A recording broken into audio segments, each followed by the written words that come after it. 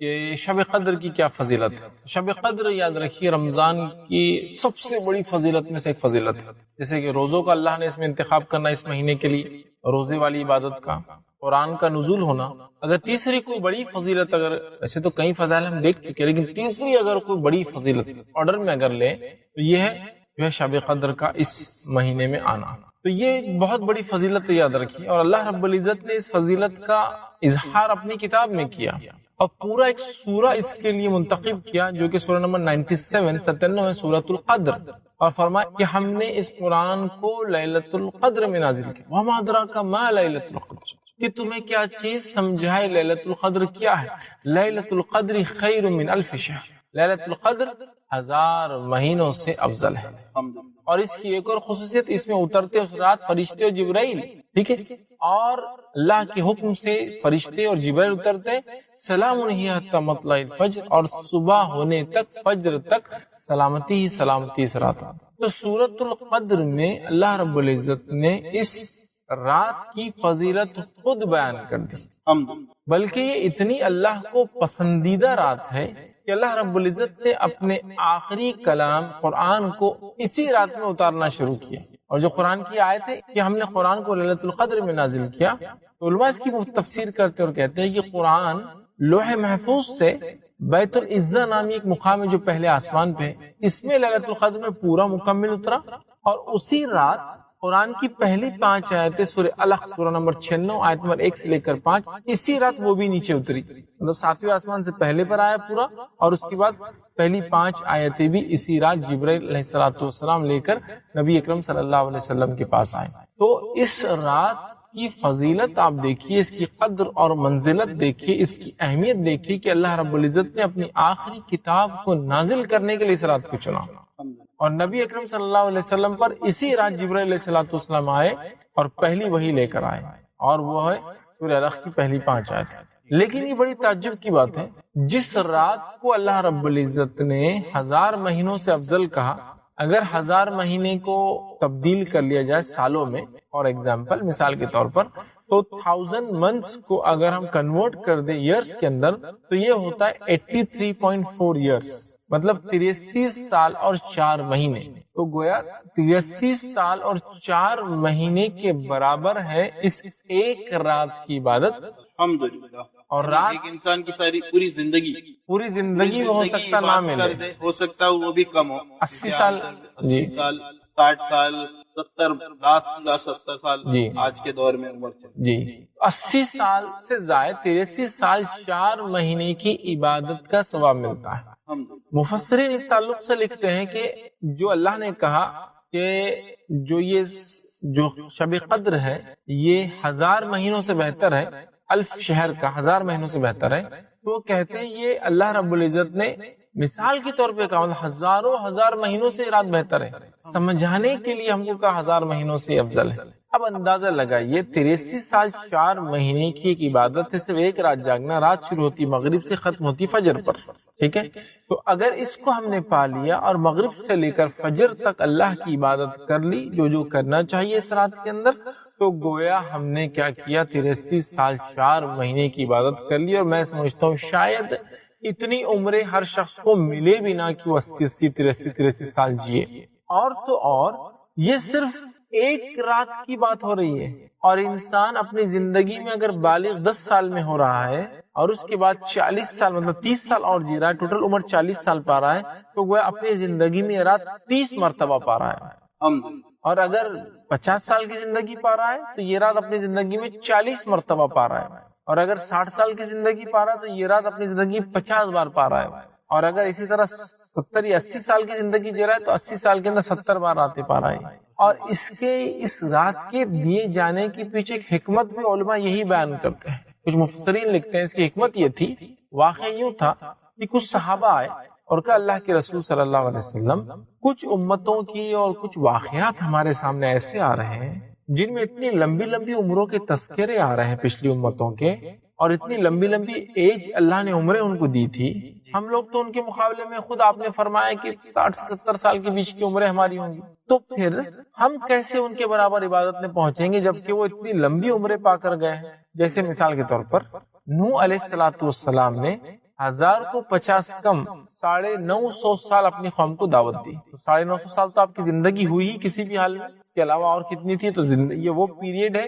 جس میں آپ نے دعوت دی اپنی قوم کو. اب ظاہر سی بات ہے جب اتنی لمبی لمبی عمریں اس زمانے میں ہوا کرتی کہ 900 سال 950 سال 1000 سال کے تعلق سے تذکرے آتے ہیں، تو پھر صحابہ کو لگا ہماری زندگی تو کچھ بھی نہیں ہے، 60-70 سال تو کچھ بھی نہیں ہے. تو تب علماء لکھتے ہیں کہ اللہ رب العزت نے کمپنسیشن کے طور پر کہ اس امت کو عمریں کم ملی ہے تو کمپنسیشن یہ دیا کہ شب قدر دے دو ان کو، تاکہ شب قدر پا کر 1 سال پالی 83 سال کا ثواب. ایک موٹا حساب 80 لے لیجیے، ڈیٹیل میں نہ جاتے، 80 پکڑ لیجیے. 2 بار پالی 160 سال، 3 بار پالی انسان نے 240 سال، 4 بار پالی 320 سال. اب مجھے بتائیے 10 بار پالی 800 سال.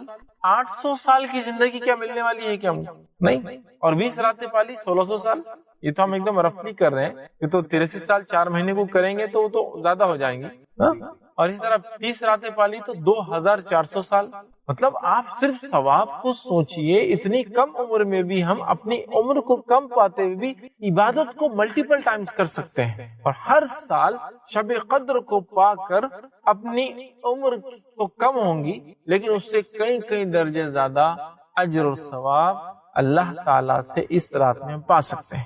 لیکن یہ بھی بڑی افسوس کی بات ہے شب قدر ہمارے سماج میں کیسی منائی جاتی ہے. میں سمجھتا ہوں بہت زیادہ تفصیل میں جانے کی ضرورت نہیں ہے. شب قدر کا جو طریقہ اور نظم ہم نے بنا لیا ہے ہمارے سماج میں وہ یہ ہے کہ شب قدر عموماً جنرلی بازاروں میں گھومنے پھرنے میں، مالز میں جانے میں، اسی طرح جو ہے گھر سے باہر سیر و تفریح کے اندر ضائع کی جاتی ہے. جبکہ رات مغرب سے شروع ہوتی ہے. ٹھیک ہے، ہم لوگ سمجھتے ہیں رات 12 بجے سے چالو ہوتی ہے. یہ انگلش کیلنڈر فالو کرتے ہیں نا، گریگورین، تو رات میں 12 بجے شروع ہوتی ہے، لہٰذا ہم سمجھ رہے ہیں کہ رات سے 12. ارے بھائی مغرب سے شروع ہو رہی. تو آپ کے افطار کرنے سے لے کر مغرب کی نماز، عشاء کی نماز، اور رات کی تراویح، اور اس کے بعد کی پوری رات فجر تک، یہ ساری چیزیں شب قدر کے اندر آ رہی ہیں. تو اس رات کو ہم کو صحیح یوٹیلائز کرنا ہے. یاد رکھیے، ایک تو اس کو تلاش کرنا ہے، ہم تلاش نہیں کرتے ہیں اور ایک دن منا لیتے ہیں، سیلف ڈیفائنڈ ایک دن.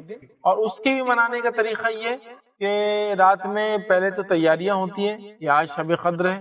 کچھ نوجوان ہمارے کھیل کود کی پریکٹس کی تیاری کر لیتے، بیڈمنٹن ہے، شٹل کاک ہے اور فٹ بال ہے، کھیلیں گے تاکہ رات میں لوگوں کو تکلیف بھی دیں گے، خود تو عبادت نہیں کریں گے، دوسروں کو بھی نہیں کرنے دیں گے. کچھ کا یہ حال ہے کہ آج رات ہے تو گھومنے نکلیں گے مغرب کے بعد، کھانا اس ہوٹل میں ہوگا، کباب اس ہوٹل میں کھائیں گے، حلیم یہاں کھائیں گے، ہریس وہاں کھائیں گے، روٹ اور بسکٹ وہاں اچھے ملتے ہیں، یہاں تندوری اچھی ملتی ہے. مطلب مغرب کے بعد نماز کے بعد کھانے پینے کے سیشن شروع ہوتے ہیں اور عشاء تک جا کے تھوڑے بہت ختم ہوتے ہیں. پھر عشاء کی نماز تراویح پڑھ لی عشاء کے بعد، تراویح کے بعد پھر بھوک ہماری بڑھ جاتی ہے، پھر لگے گھومنے پھرنے، 12-1 بجے تک کھانا پینا کیا اور گھر پر واپس آئے یا پھر تھوڑا مسجد میں پہنچ گئے، کچھ 2-4 رکعت نماز ہو گئی تو ہو گئی، کچھ تھوڑی بہت بات چیت ہو گئی، پھر دوستوں کے ساتھ مٹر گشتی ہو گئی، اور اس کے بعد پھر سحر کے لیے ہوٹلوں میں چونکہ رش ہوتا ہے، نمبر لگانے میں 2-3 گھنٹے ضائع ہوتے ہیں کہ بھائی آج شب قدر تھی، شہر تو باہر ہوٹل میں ہونا ضروری ہے، لہٰذا نمبر لگا کے کھڑے رہو، 2-3 گھنٹے وہاں لگائے، سحر کر کے گھر آئے، فجر کی نماز پڑھی اور سو گئے، اور یہ سوچ لیا ماشاءاللہ اب شب قدر کا ثواب کو پورا مل گیا. تو منانے کا بھی انداز کتنا گھٹیا، کتنا بھونڈا، کتنا بیکار ہے. آپ سوچیے یہ ایک طرح سے بونس تھا جو ہماری لائف میں دیا گیا. یہ اپنی کم عمر کو بھی مسلمانوں بونس لو. آخری امت ہونے کے بعد بھی تم یہ افسوس نہ کھاؤ کہ تمہاری عمریں کم ہے، بونس لے لو. 80 سال کا ثواب، 83 سال ایک رات میں لیتے جاؤ. ہمیں کتنا محتاط ہو کے، کتنا پریکاشنری ہم نے اس رات کو منانا چاہیے تھا.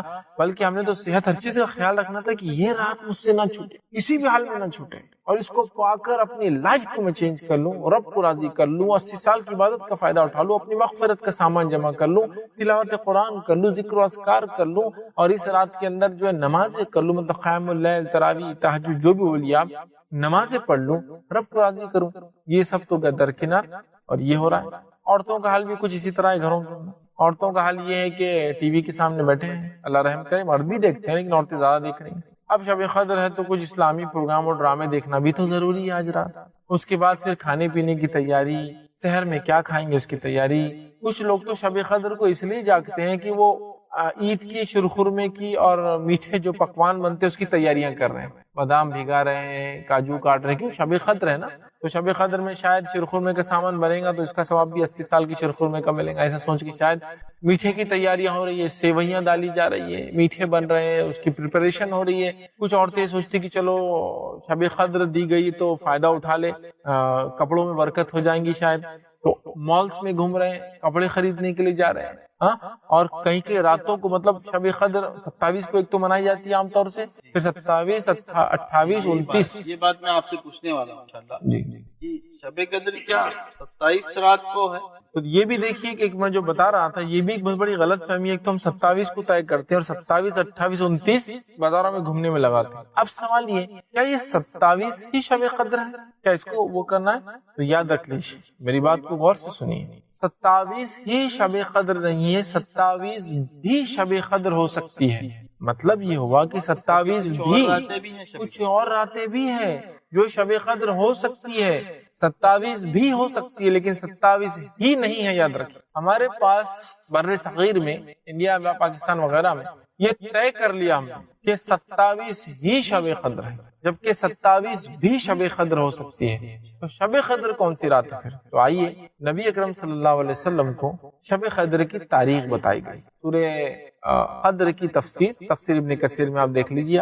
نبی اکرم صلی اللہ علیہ وسلم اس تاریخ کو ڈکلیئر کرنے باہر نکلے، مسجد سے باہر نکلے، دو لوگوں میں فائٹنگ چل رہی تھی، جھگڑا چل رہا۔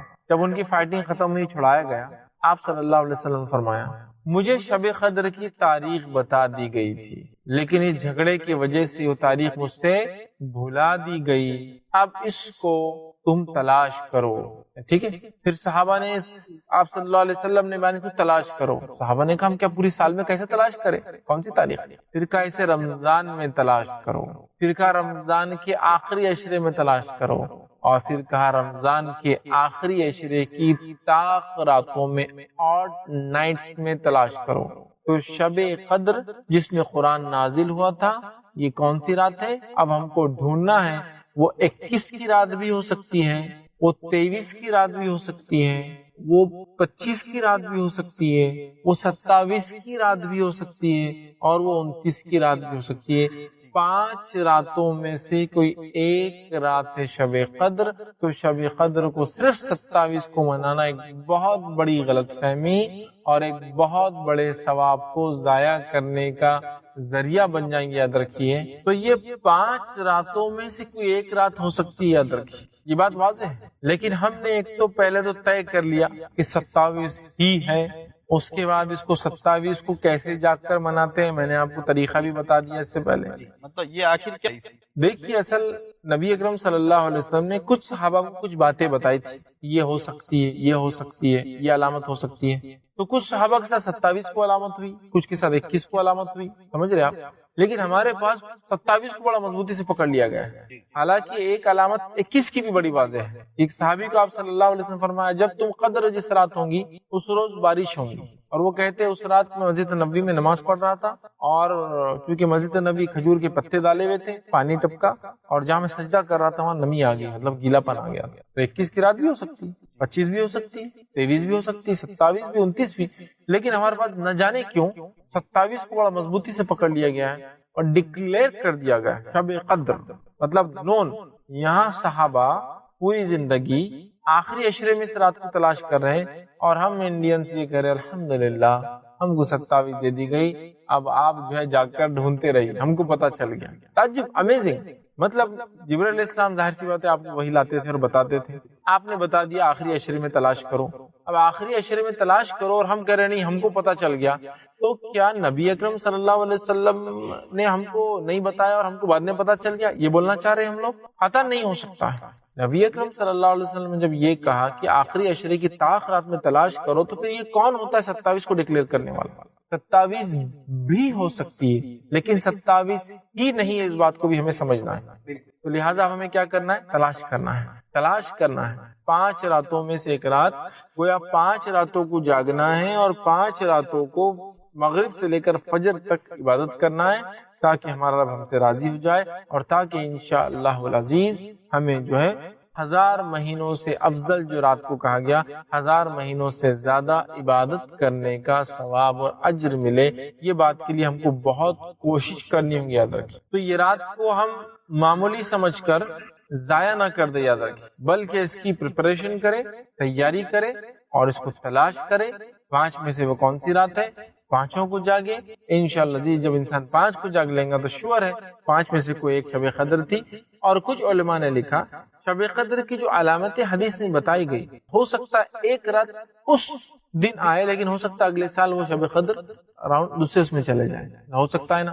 کوئی یہ کہے کہ رات میں بارش ہوگی، علامت ہے، آج بارش ہوئی، 23 رات تھی آج، تو 23 کو ہر سال آتی ہے، نہیں۔ علماء کہتے ہیں گھومتی بھی ہے رات، فکس نہیں ہے، کبھی ہو سکتا ہے 21 کو ہو جائے، کبھی ہو سکتا ہے 23 کو، کبھی ہو سکتا ہے 25 کو، 27 کو، ایسا بھی کہا تھا، واللہ عالم، جو بھی صحیح بات ہو، لیکن یہ بات تو طے ہے کہ ہمیں قیامت تک اس کو تلاش کرنا ہے، اور کوئی طے نہیں کر سکتا کوئی ایک رات، بلکہ 5 میں سے ایک ڈھونڈ کر اس میں خوب عبادت کر کے اپنے رب کو راضی کرنا ہے۔ تو گویا عام زبان میں کہوں تو 5 رات جاگنے کا ثواب 80 سال کے برابر، مطلب 1000 مہینوں سے افضل ہو رہا ہے، کیونکہ ہم کو پتا نہیں نا کون سی ہے، لیکن وہ ایک ہی ہے، لیکن تلاش کرنا ہے۔ جب تلاش کرے گا انسان تو 1000 مہینوں کا ثواب پائیں گا 5 راتوں کو جاگ کر عبادت کرنے کا۔ جزاکم اللہ خیر۔ یہ بھی ہے کہ وہ بولتے ہیں کہ تنزل الملائکۃ والروح، اترتے اس رات جو ہے جبرائیل علیہ السلام اور فرشتے، تو وہ کہتے ہیں چونکہ فرشتے جبرائیل علیہ السلام آتے ہیں تو ہم گھروں پہ جھنڈے لگائیں گے تاکہ انہیں پتہ چل جائے کہ مسلمان کا گھر ہے۔ اب یہ بات کہاں سے نکالی، اللہ رحم کرے، کیا فرشتوں کو یہ جھنڈے ونڈے بتانے کی تھوڑی ضرورت ہے؟ فرشتوں کو اللہ تعالیٰ علم دیتا ہے کہ کیا ہے کون مومن بندے کون نہیں، یاد رکھیں جی ٹھیک ہے۔ ان کو تو کچھ ایسی بھی صلاحیتیں اللہ نے دے رکھی ہے کہ مومن بندہ جب نیکی کرتا ہے تو اللہ انفارم کر دیتا ہے ان کو، اور وہ نیکی کو لکھ لیتے ہیں، خالی دل میں سوچتا ہے تو یہ بھی صلاحیتیں دے رکھی ہے اللہ نے۔ تو لہٰذا شب قدر کو ضائع کرنے کا طریقہ جھنڈے لگانا، رونقیں کرنا، مسجدوں کو سجانا، مسجدوں میں پھول لگانا، مسجدوں کو لائٹنگ لگانا، مسجدوں کو رنگ روغن کرنا، راستوں پہ لوگوں کو کھانا کھلانا روک روک کر، ٹھیک ہے، اپنی عبادت کرنا ہے بھائی، یہ روک روک کر کھانا کھلا رہے ہیں آپ، ٹھیک ہے۔ اسی طرح جو ہے لوگ جو ہے مختلف قسم کے پروگرامز کرتے ہیں، بازاروں میں گھومتے ہیں، گھروں کو سجاتے ہیں، یہ تمام چیزیں نہیں ہیں بھائی۔ اس رات عبادت کرنا ہے، اور عبادت ایک مخصوص چیز ہے، تلاوت قرآن کے ذریعے آپ کیجئے، اور بہت ساری چیزیں جو اس رات میں کی جا سکتی ہے، تو وہ تمام چیزوں کو چھوڑ کر ہم لگے ہیں اس طرح سے، تو یہ بہرحال بالکل طریقہ نہیں ہے۔ پھر آپ نے جیسا کہا کہ گانے بجانے کی بھی، میوزیکل انسٹرومنٹ کے استعمال والی بھی چیزیں ہو رہی، اور گانے بج رہے ہیں، اور کئی جگہ پتہ نہیں ترانے پڑے جا رہے ہیں مختلف قسم کی، جس میں برائیاں ہیں، اللہ رحم کرے۔ تو یہ ساری چیزوں کے ذریعے ہم اس رات کو جو ہے ضائع کر دیتے، جب کو ہمیں اگر یہ رات ملتی ہے تو اس میں عبادت کر کے اپنے رب کو راضی کرنا چاہیے۔ دیکھیے جو آپ نے سوال کیا کہ شب قدر کو ہم کیا عبادت کریں، بڑا اہم سوال ہے، کیا کیا کرے شب قدر۔ تو اب میں نے جیسا بتایا رات شروع ہوتی ہے مغرب سے لے کر تو فجر تک، تو اس میں 2 نمازیں تو آ گئی، مغرب آ گئی، سورج غروب ہو گیا، رات چالو ہو گئی، مغرب آ گئی اور عشاء آ گئی۔ اس کے علاوہ رمضان کا مہینہ ہے، تراویح ہم پڑھتے ہیں، تو تراویح کی نماز بھی اس میں شامل ہوگی، مطلب قیام جس کو کہیں گے، رات کی نماز جس میں ہم کھڑے ہو رہے ہیں وہ بھی شامل ہوگی۔ اس کے علاوہ ہم تہجد پڑھ سکتے ہیں، جو کہ سب سے افضل نفل عبادت ہے، ٹھیک ہے، عبادتوں کے اندر تو تہجد ہم پڑھ سکتے ہیں۔ اس رات کے اندر ہم ایک حصہ تلاوت قرآن کر سکتے ہیں، مطلب ایک حصہ فجر۔ اچھا یہاں پہ رک کے میں ایک بات بتاؤں گا، تراویح بھی پڑھنا ہے اور پھر اس کے بعد تہجد دیکھیے پڑھ لیے تو تہجد، تراویح اور تہجد قیام اللیل یہ ایک ہی نماز ہے جس کے وقت تبدیل ہونے سے نام بدلتے ہیں۔ اگر عشاء کی بات پڑھ لی جائے تو تراویح، رات کے کسی حصے میں پڑھی جائے قیام اللیل، اور آخر وقت میں پڑھی جائے تو تہجد کہا جاتا ہے رات کے، ٹھیک ہے۔ تو لہٰذا آپ کچھ بھی کیجیے، مطلب مثال کے طور پر آپ مسجد میں اگر پڑھ رہے ہیں امام صاحب کے ساتھ، تو آپ وہاں اگر پڑھنا چاہ رہے وہ ہوگی، اس کے بعد نفل پڑھیے، پھر رات میں سمجھ رہے ہیں آپ نفل پڑھیے، قیام اللیل، قیام اللیل کتنی بھی رکعتیں ہو سکتی، کوئی مسئلہ نہیں، سنت تو 8 ہے، اس سے زیادہ آپ جو نفل کرنا چاہیں، چونکہ شب قدر کی رات ہے، آپ اللہ کو راضی کرنا چاہتے ہیں، اور اس سے اچھا کیا ہو کہ ہم نماز کی حالت میں اپنے رب کے سامنے، تو لہٰذا نمازیں ہیں، فرائض 2 فرض نمازیں آ رہی ہے اس کے اندر، اس کے علاوہ تراویح ہے یا قیام اللیل بولی یا تہجد کی نماز ہمیں پڑھنا ہے، اس کے علاوہ ایک حصہ تلاوت قرآن کے لیے رکھیے، اس کے علاوہ ایک حصہ دعاؤں کے لیے رکھیے، اس کے علاوہ ایک حصہ ذکر و اذکار کے لیے رکھیے، اپنی مغفرت کی دعائیں کیجیے، اپنے حالات کے لیے دعائیں کیجیے، ایک زرین موقع ہے دعاؤں کا، یاد رکھیے، مغفرت طلب کرنے کا دعاؤں کی شکل میں، یہ تمام کام ذکر و اذکار، دعائیں، تلاوت قرآن، رات میں نماز، یہ ساری چیزیں انشاءاللہ عزیز ہم کر سکتے ہیں۔ یہ دیکھیے یہ بھی ہو سکتا ہے کہ اس رات کا یہ فائدہ اٹھا لیا جائے کہ کسی عالم سے کچھ دینی بات سیکھ لی جائے تاکہ انسان اس پر عمل کرے، یہ ہو سکتا ہے، لیکن پوری رات ہی نہ ہو کہ مغرب سے لے کر آپ فجر تک کی درس سن رہے ہیں۔ لیکن یہ بھی ہو سکتا ہے چونکہ پوری رات کنٹینیوسلی نماز پڑھنا ہی ممکن نہیں ہے، قرآن پڑھنا بھی نہیں، لہٰذا کچھ دیر آپ کو ایسا درس کہیں ہو رہا ہے تو اس کو بھی سن لے سکتے ہیں، یہ بھی انشاءاللہ اس میں شامل ہو جائیں گے، آپ یہ کام بھی بہرحال اس میں کر سکتے ہیں۔ اور دیکھیے خواتین کا جہاں تک معاملہ ہے اور شب قدر کا تعلق ہے تو مرد اور خواتین دونوں کو ظاہر سے اپنی مغفرت کا سامان اس دنیا میں جمع کرنا ہے۔ تو خواتین کس طرح سے کریں؟ خواتین کے پیچھے دیکھیے بہت سارے کام ہوتے ہیں جن کی وجہ سے وہ زیادہ گھر کے کام مصروف ہوتی ہے، جی خاص طور سے رمضان ہے تو سحری کی تیاری ہے، افطار کی تیاریاں ہیں، اس کے بعد بچوں کی تعلیم تربیت کا بھی معاملہ ہے، پھر کبھی کبھار ان کی مخصوص ایام ہونے کی وجہ سے وہ فرائض سے دور ہوتی ہے، روزہ نہیں رکھ پاتی، نماز نہیں، تو یہ کیسے عبادت کر شب قدر؟ سب سے پہلے تو میں گزارش کروں گا گھر کی خواتین سے کہ وہ خواتین کیا کرے، پول بنائے۔ ایسا ہوتا ہے نا کار کسی کے پاس محلے میں تو کار پول بناتے ہیں، مطلب ایک آدمی کی کار ہے، 2-3 لوگ ساتھ جاتے ہیں۔ جی خواتین بھی کیا کرے گھر میں، مثال کے طور پر بچے ہیں، اب ظاہر سی بات ہے پوری عورتیں اگر عبادت کریں گی تو بچوں کا کیا ہوگا؟ ایسا ذمہ لے لے کہ رات کے کچھ حصے میں کچھ عورتیں کچھ بچوں کو دیکھیں گی، اگر جاگ رہے ہیں، چھوٹے ہیں، دودھ ان کو دینا ہے رات میں، تو گھر میں مطلب بچے ایک جگہ سلائے جائیں تاکہ ایک خاتون سمجھ لی شروعات کے ابتدائی رات کے حصے میں سلانے کا ذمہ لے، سلانے کے بعد ایک خاتون ان کی دیکھ بھال کرے، ایک خاتون فلاں کرے، اور باقی لوگ اپنی عبادت کرتے رہے، مطلب کچھ نہ کچھ کر کے اپنی ذمہ داریوں کو ایک دوسرے پر بانٹ دے۔ تو ایک عورت اگر روز کھانا بنائیں گی تو پوری رات چلے جائیں گے، لیکن اگر یہ بانٹ لے کہ مثال کے طور پر سحر کی تیاری تو آپ آٹا گھون لیجئے، آج میں روٹی ڈال دوں گی، آپ سالن کر لیجئے، عبادت بھی چالو ہے، کام بھی ڈسٹریبیوٹ کر لیے، بچوں کی ذمہ داری بھی ڈسٹریبیوٹ ہوگی، عبادت بھی ہوگی۔ اس پہ وہ خواتین جو نماز اور روزہ نہیں کر رہی ہے رمضان میں ان کے مخصوص ایام کی وجہ سے، جی جی تو وہ خواتین یہ کر سکتی ہے چونکہ ان کے اوپر نماز بھی نہیں ہے، کچھ نہیں، وہ تھوڑا زیادہ وقت خالی رکھتی ہے، تو وہ چونکہ ان کو نماز بھی نہیں پڑھنا ہے، نہ نفل پڑھنا ہے، نہ فرض پڑھنا ہے، نہ ہی ان کو روزہ رکھنا ہے، وہ خاتون بچوں کا تھوڑا زیادہ خیال رکھ لیں، وہ خاتون کوشش کرے کہ کھانا وغیرہ وہ بنا کے دے دے شہر میں، تاکہ یہ خواتین جو پاکیزہ حالت میں وہ عبادت کر لے۔ اسی طرح وہ خواتین جو اپنے مخصوص ایام میں ہیں، وہ روزہ نہیں رکھ رہی، نماز نہیں پڑھ رہی ہے، لیکن وہ ذکر اذکار کر سکتی ہے، یاد رکھ، بالکل ان کو نماز سے منع کیا گیا، روزے سے، لیکن ذکر و اذکار سے نہیں، یاد رکھ، ذکر و اذکار وہ اس حالت میں بھی کر سکتی ہے، اللہ کو راضی کر سکتی ہے، دعائیں کر سکتی ہے، مغفرت کی دعائیں کر سکتی ہے، استغفار کر سکتی ہے، توبہ کر سکتی ہے اللہ تعالیٰ سے، ٹھیک ہے، اور اللہ سے دعائیں مانگ سکتی ہے گڑ گڑا کر، یہ ساری چیزیں تو ہو سکتی ہے۔ لہٰذا وہ خواتین بھی اس رات کا فائدہ اٹھائے جو روزے اور نماز نہیں کر رہی، وہ خواتین بھی اٹھائے جو بچے والی ہیں، وہ خواتین بھی فائدہ اٹھائے جن کو رات میں ذمہ داریاں کھانا وغیرہ پکانا ہے، لیکن اگر یہ ایک دوسرے پہ ذمہ داریاں بانٹ لے، سب مل کے تھوڑا تھوڑا کام کرے تو انشاءاللہ عزیز ہماری عورتیں قدر بھی پا سکتی آسانی سے۔ ورنہ بہت ساری عورتیں کمپلین کرتی ہیں، ارے مولوی صاحب پورا کام رات بھر ہوتا ہے، مجھے سب گھر کا بنانا ہے، لیکن کچھ راتوں میں یہ جو قدر کو پانے کا مسئلہ ہے جی اس میں ڈسٹریبیوشن آف ورک ہو، کام کو بانٹا جائے، سب مل کر کرے، قدر کی قدر مل جائے، کام کا کام کنٹینیو ہوتا رہے، بہرحال یہ دونوں چیزیں ایک ساتھ ہو سکتی ہیں انشاءاللہ۔ جزاکم اللہ خیر۔ پھر صاحب ليلة القدر کی اور کیا فضائل ہیں، کچھ خاص اور جو اہم؟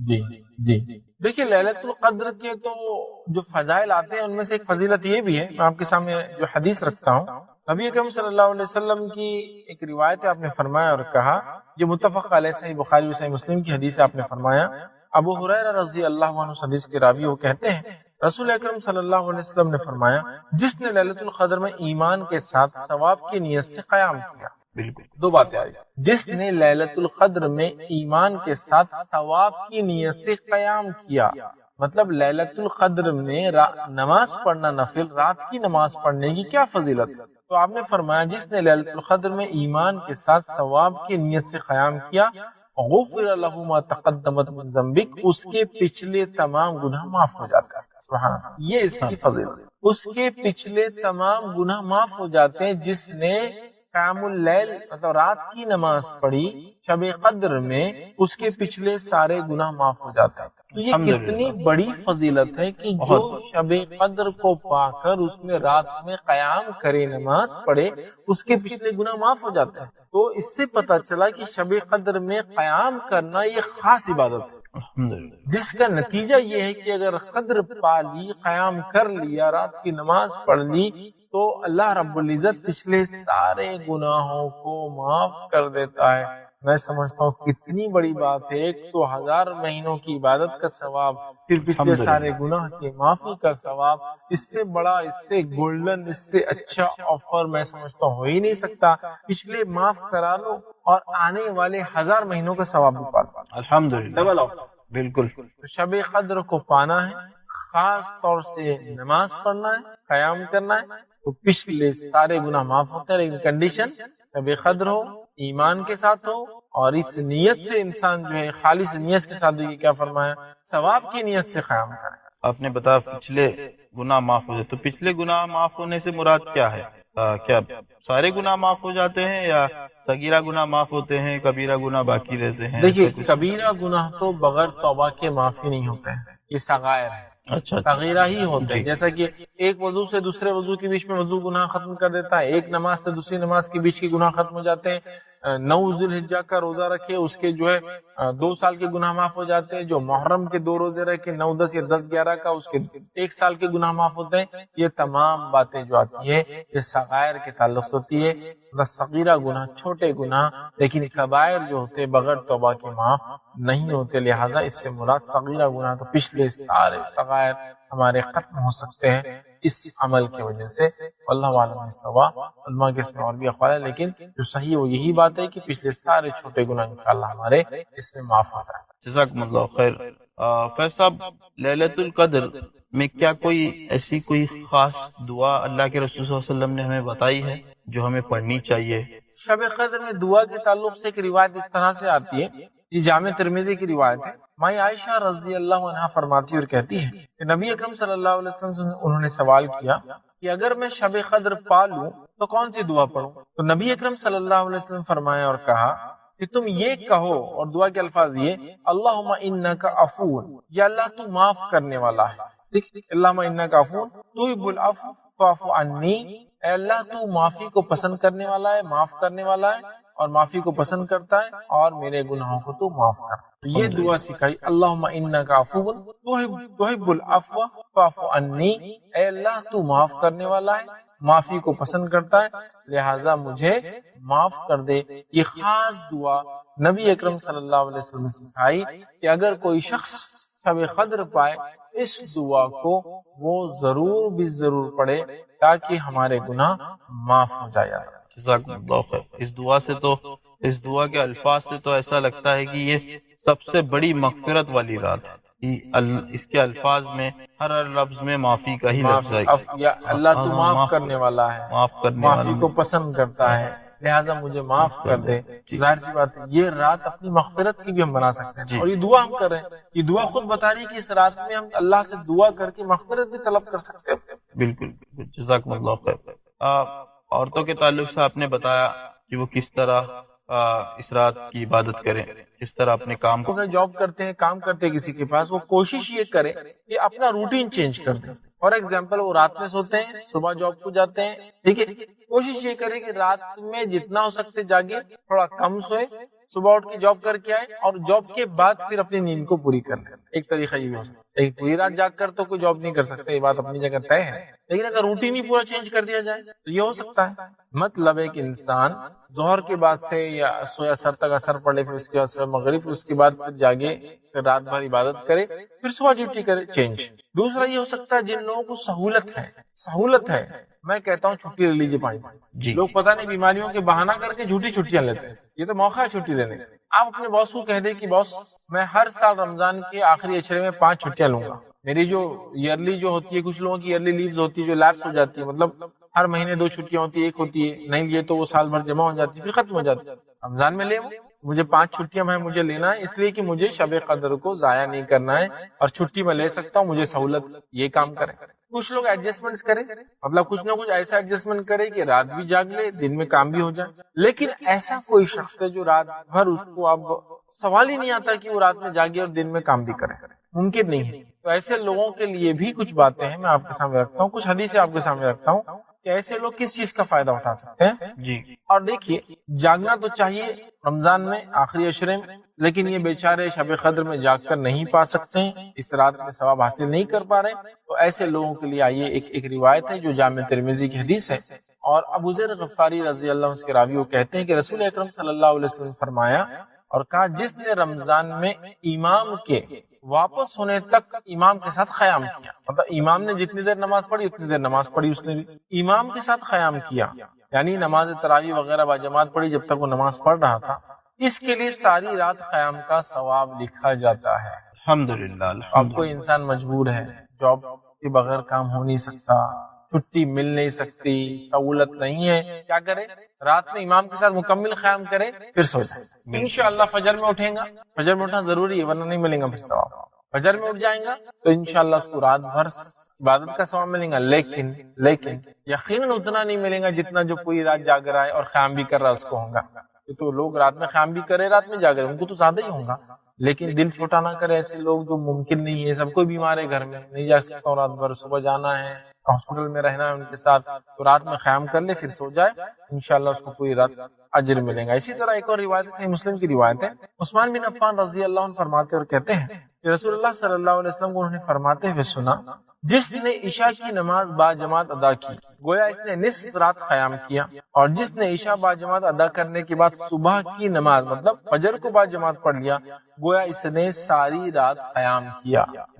تو یہاں یہ پتا چلا کہ جو عشاء پڑھ لے، ٹھیک ہے، سو جائے اور پھر فجر پڑھ لے تو پوری رات قیام کرنے کا اجر مل جاتا ہے، لہذا شب قدر کے لیے بھی تو یہ لاگو ہے۔ لیکن ہاں جو رات میں جاگ کر عبادت کرے اس کو تو اسپیشل پریویلیج، اسپیشل ثواب ہے، لیکن جو لوگ مجبور ہیں وہ دل چھوٹا نہ کرے، رات میں عشاء پڑھے، قیام کرے، صبح فجر پڑھے، انشاءاللہ جس انہیں بھی جو ہے رات بھر جاگنے کا ثواب ملیں گا۔ اور پھر اللہ تعالیٰ تو نیتوں کو دیکھتا ہے، جس کی نیت خالص تھی کہ وہ اللہ کے لیے عبادت کرے لیکن نہیں کر پایا، تو بھی اللہ رب العزت انشاءاللہ جس کے فضل جود اور کرم سے اس کو بھی اجر شب قدر کا دے سکتا ہے۔ جزاکم اللہ خیر۔ آپ نے بتایا کہ جب تک امام قیام کرے، جب تک رات میں جب تک امام قیام کرتا ہے جب تک قیام کرے، پھر اس کے بعد سو جائے، پھر فجر کی نماز با جماعت پڑھے تو انشاءاللہ اس کو پوری رات عبادت کرنے کا ثواب ملے گا۔ تو عام طور پہ دیکھا گیا کہ شب قدر میں تراویح کی نماز تو عشاء کی نماز کے بعد ہو جاتی ہے، بٹ لیکن وتر کی نماز ہے جو آخری پہر میں پڑھی جاتی ہے، وہ بھی جماعت کے ساتھ۔ تو اب ایسا شخص وتر کی نماز تک کا انتظار کرے یا تراویح کی نماز پڑھ کے سو جائے؟ دیکھیے اگر کسی جگہ ایسا ہوتا ہے کہ رات میں قیام کے بعد وہ وتر کی نماز لیٹ پڑھتے ہیں، لیکن اب یہ صاحب کو تو سونا ہے، صبح جاب کو جانا ہے، وہ کیا کرے، امام کے ساتھ جتنی اتنی پڑھ لے، پھر اپنی وتر پڑھ کے پھر سو جائے، کیونکہ وتر پڑھے بغیر نہ سو، ورنہ ہو سکتا ہے شہر میں لیٹ ہو جائے، وتر چھوٹ جائے، اور وتر یہ جو ہے بہت اہم نماز ہے، تو لہٰذا وہ کیا کرے، امام کے ساتھ پورا قیام کرے، اس کے بعد اپنی وتر پڑھے اور پھر اس کے بعد انشاءاللہ جزاکم اللہ خیر۔ آپ سب شب قدر کے تعلق سے ہم نے کئی باتیں دیکھی، یہ اتنی اہم رات ہے اور 1000 مہینوں کی عبادت سے بہتر ہے۔ اب کوئی شخص ایسا ہے جس کے سامنے یہ رات آئی، جس نے یہ رات پائی اور پھر بھی اس سے فائدہ نہیں اٹھایا، سو گیا، سستی غفلت نہیں کرنا ہے، تو ایسے شخص کے لیے کیا وعید ہے؟ دیکھیے ایسا شخص جو شب قدر کو پا کر فائدہ نہ اٹھائے وہ بد نصیب انسان۔ آئیے یہ میں نہیں کہہ رہا ہوں، نبی اکرم صلی اللہ علیہ وسلم کی ایک روایت، ایک حدیث دیکھتے ہیں، اور حدیث کے الفاظ اس طرح سے ہیں، یہ ابن ماجہ کی روایت ہے۔ انس بن مالک رضی اللہ عنہ فرماتے اور کہتے ہیں کہ رمضان آیا تو رسول اکرم صلی اللہ علیہ وسلم نے فرمایا، مطلب رمضان آتے ہی آپ نے فرمایا یہ آخری عشرے کا انتظار نہیں ہو رہا ہے، شب قدر کی اہمیت پتہ چل، رمضان آیا تو آپ صلی اللہ علیہ وسلم نے صحابہ سے فرمایا یہ جو مہینہ تم پر آیا ہے اس میں ایک رات ایسی ہے جو قدر اور منزلت اہمیت کے اعتبار سے 1000 مہینوں سے افضل اور بہتر ہے۔ جو شخص اس کی سعادت حاصل کرنے سے محروم رہا وہ ہر بھلائی سے، ہر خیر سے محروم رہا۔ اور پھر فرمایا، نیز فرمایا، آگے فرمایا لیلۃ القدر کی سعادت سے صرف بد نصیب ہی محروم رہتا ہے۔ تو جو لیلۃ القدر کی سعادت سے محروم رہا وہ تمام خیر سے محروم رہا، مطلب وہ ہر قسم کے خیر سے وہ دور ہو گیا جاتا ہے۔ نبی اکرم صلی اللہ علیہ وسلم جو درود بھیجتا ہے، مسند احمد کی روایت ہے جو عبداللہ بن عمر رضی اللہ عنہ اس کے راوی اور کہتے ہیں، فرماتے ہیں جس شخص نے رسول اللہ صلی اللہ علیہ وسلم پر ایک مرتبہ درود پڑھا اللہ تعالیٰ اس کے فرشتے اس پر 70 مرتبہ درود بھیجتے ہیں. جس شخص نے 1 مرتبہ اللہ کے رسول صلی اللہ علیہ وسلم پہ درود بھیجا، اللہ اور اس کے فرشتے 70 مرتبہ درود مطلب بمانا دعا اس کے لیے 70 مرتبہ دعائیں بھیجتے. پس بندہ اس کو چاہیے تو اس کو کم کرے، چاہے تو زیادہ کرے. اب بندے کے اوپر ہے وہ کتنی دعا چاہتا ہے اور کتنی نہیں. جتنا زیادہ دعا چاہتا ہے اتنا زیادہ درود بھیجے، جتنی کم دعا چاہتا ہے اتنا کم درود بھیج دے. تو اب بندے کے اوپر معاملہ ہے. تو ہمیں چاہیے نبی اکرم صلی اللہ علیہ وسلم پر بکثرت درود بھیجے، بکثرت جتنا ہو سکتا ہے، اس لیے کہ 70 مرتبہ اللہ اور اس کے فرشتے درود بھیجتے ہیں جو نبی اکرم صلی اللہ علیہ وسلم پہ درود بھیجتا ہے. آئیے ایک واقعہ سنیے. جو ہے ابی بن کعب جو ہے رضی اللہ عنہ جو ہے وہ فرماتے ہیں، جامع ترمذی میں روایت آتی ہے، وہ ایک مرتبہ اللہ کے رسول صلی اللہ علیہ وسلم کے پاس حاضر ہو کہا کہ میں نے کہا اللہ کے رسول صلی اللہ علیہ وسلم میں بہت زیادہ درود پڑھنا چاہتا ہوں، تو آپ میری رہنمائی کریں کہ میں اپنی دعاؤں کے کتنے حصے کو درود پر مشتمل کروں اور کتنے حصے میں اپنے لیے دعا مانگوں. اور پھر انہوں نے کہا اور میں کتنا حصہ مخصوص کروں دعاؤں کے لیے، کتنا حصہ آپ کے لیے. تو آپ نے فرمایا تو جت قدر چاہے اتنا، جتنا پسند کرے کرے. تو انہوں نے فرمایا صحابی نے کیا 1/4 1/4 حصہ میں اپنی دعاؤں کا درود کے لیے مخصوص کر دوں؟ تو آپ نے فرمایا ٹھیک ہے، جس قدر تو چاہے، تمہارے لیے تو بہتر ہوگا. تو پھر انہوں نے کہا کہ اللہ کے رسول کیا آدھا میں کروں؟ تو آپ نے کہا تم جس قدر پسند کرو، لیکن اگر اس سے زیادہ کرو اور اچھا ہے. پھر انہوں نے کہا کہ اللہ کے رسول صلی اللہ علیہ وسلم 2/3 2/3 میں اگر دعائیں کروں، مطلب درود بھیجو اور باقی دعا. تو آپ نے فرمایا تم جس قدر پسند کرو، حصہ مخصوص کرو گے، لیکن جتنا زیادہ کرو گے تمہارے لیے ٹھیک ہوگا. تو انہوں نے فرمایا کہا اللہ کے رسول میں اپنی دعا کے بجائے صرف آپ پہ درود ہی بھیجتا ہوں، کیونکہ آپ نے پاؤ کہا تو آپ نے کہا زیادہ کرے تو بہتر ہے، میں نے آدھا کہا تو آپ نے کہا زیادہ کرے تو بہتر ہے، میں نے 2/3 کہا تو آپ نے کہا زیادہ کرے تو بہتر ہے. اب میں کیا کرتا ہوں، صرف آپ پہ درود بھیجتا ہوں. تو آپ نے فرمایا کہا تو پھر تو تمہارے غموں کی کفایت کی جائے گی. اگر تم نے صرف میرے اوپر درود ہی بھیجا اور دعا اپنے لیے نہیں مانگی تو پھر تو تمہارے غموں کی اللہ کفایت کر جائے گا، جتنے غم اور پریشان کفایت کر جائیں گی، اور گناہوں کو معاف کر دیا جائے گا. تو اس حدیث سے پتہ چلا نبی اکرم صلی اللہ علیہ وسلم درود بھیجنے سے غموں کی کفایت ہو جاتی ہے، ہر غم اللہ دور کر دیتا ہے اور اللہ تعالیٰ جو ہے ہمیں ہمارے گناہوں کو معاف کرتا ہے. تو ہمیں چاہیے کثرت سے نبی اکرم صلی اللہ علیہ وسلم درود بھیجے. دنیا کا بھی فائدہ اور آخرت کا فائدہ، دعائیں قبول ہو رہی ہے، معافی بھی مل رہی ہے، فرشتے بھی دعا کرے، اللہ بھی درود بھیج رہا ہے. اور 70 مرتبہ ایک بار بھیجو، 70 مرتبہ اللہ اور اس کے فرشتوں کی دعائیں. اسی طرح جو ہے معنی یہ ہے کہ وہ عمل جو انسان خوشی سے، یہ سب سے اہم چیز. اور اس بات کا پتہ اس حدیث سے بھی پتہ چلتا ہے، اور یہ ایک فضیلت بھی ہے اس کی. فضیلت یہ ہے کہ فرض نماز اگر مکمل نہ ہو تو نوافل اس فرض کے نقص کو ختم کر دیں گے انشاءاللہ، یا اس کی بھرپائی کر دیں. نفل نماز کی پہلی فضیلت یہ کہ اگر فرض نماز میں کوئی کمی بندے سے ہو جائے تو اس کے نقص کی بھرپائی کر دیں گی. اور یہ کتنی اہم ہے وہ بات بھی اس سے پتہ چلتی ہے حدیث کے اندر. یہ حدیث کے اندر آئی حدیث اس طرح سے، اور نبی کریم صلی اللہ علیہ وسلم فرماتے ہیں، اور تمیم الداری رضی اللہ عنہ اس حدیث کے راوی وہ کہتے ہیں اور فرماتے ہیں، اور یہ روایت ابو داؤد اور جو ہے ابن ماجہ اور جو ہے سلسلۃ الاحادیث صحیحہ کے اندر موجود ہے. آپ صلی اللہ علیہ وسلم فرماتے ہیں روز قیامت بندے سے جس چیز کا سب سے پہلے حساب لیا جائے گا وہ اس کی نماز ہے. روز قیامت بندے سے سب سے پہلے جس چیز کا حساب لیا جائے گا وہ اس کی نماز ہے. تو اس سے میں سمجھتا ہوں حدیث میں فضیلت کے ساتھ ساتھ نماز کی اہمیت بھی شامل ہے کہ سب سے پہلے حساب روز قیامت جو مجھے اور آپ کو اللہ تعالیٰ کے سامنے دینا ہے وہ حساب کس چیز کا ہوگا؟ صلاۃ، نماز کا ہونے والا ہے. تو نبی اکرم صلی اللہ علیہ وسلم فرما رہے روز قیامت بندے سے جس چیز کا سب سے پہلے حساب لیا جائے گا وہ اس کی نماز ہوگی. اگر اس نے اسے مکمل کیا ہوگا تو اس کے لیے مکمل لکھ دی جائیں گے، اگر کمپلیٹلی اس نے ادا کیا ہوگا وہ لکھ دی جائیں گی. پھر نبی اکرم صلی اللہ علیہ وسلم فرماتے ہیں اور اگر اس نے اسے مکمل نہیں کیا ہوگا تو اللہ تعالیٰ فرشتوں کو حکم دیں گا ذرا دیکھو میرے بندے نے کوئی نفل نماز بھی پڑھی ہے، ذرا دیکھو میرے بندے نے کیا کوئی نفل نماز بھی پڑھی ہے یا نہیں. ٹھیک ہے، اگر نفل نماز پڑھی ہے تو اس کے ذریعے اس کے فرض نمازوں کو مکمل کر دو. پھر زکوٰۃ کا اور اس کے بعد تمام اعمال کا بھی حساب اسی طرح سے لیا جائے گا. اور نماز اور نفل نماز کی فضیلت میں جو پہلی بات آ رہی ہے وہ یہ ہے کہ روز قیامت سب سے پہلے حساب فرض نمازوں کا ہونے والا ہے. اگر فرض نمازوں میں کوئی کوتاہی اور کمی ہوں گی تو اللہ تعالیٰ فرشتوں کو کہیں گا کہ اس بندے نے میرے کوئی نفل پڑھی ہے لاؤ. فرشتے اس کا نام اعمال لکھیں گے. اگر نفل پڑی ہوں گی تو لائی جائیں گی اور وہ نفل انشاءاللہ العزیز ہماری فرض کی کوتاہیوں، کمزوریوں، کمی، نقص کو پورا کر دیں گے. اور اس کے بعد دیگر اعمال، زکوٰۃ اور دیگر اعمال اس کے بعد ایک کے بعد ایک آئیں گے. تو یہاں میں سمجھتا ہوں اس حدیث سے یہ بات تو واضح ہوگی نماز کی کیا اہمیت ہے، اور یہ بات بھی بالکل میں سمجھتا ہوں کلیئر ہو گئی کہ نفل نماز کی کیا ہے. دونوں باتیں ایک حدیث میں ایک ساتھ آ گئی. سب سے پہلے حساب، جیسا کہ ہم جانتے ہیں یہ اللہ کے حقوق میں سب سے پہلا حساب نماز کا ہے، لیکن بندوں کے حقوق میں سب سے پہلے کس چیز کا حساب ہوگا پتا ہے آپ کو؟ بندوں کے حقوق میں سب سے پہلے حساب خون کا ہوگا. کسی کا نہ خون تو نہیں بہانا. اور اللہ کے حق میں سب سے پہلا حساب نماز، فرض نہ ہوں گی تو اس سے نفل سے اس کی بھرپائی کی، پھر زکوٰۃ، اور پھر اس کا دیگر اعمال اور دیگر اعمال. اس کا مکمل ہونا ضروری ہے، اس لیے کہ اللہ پوچھیں گا کیا اس کی فرض مکمل ہے؟ اگر نہیں ہے تو دیکھو اس کے کوئی نفل ہے کیا.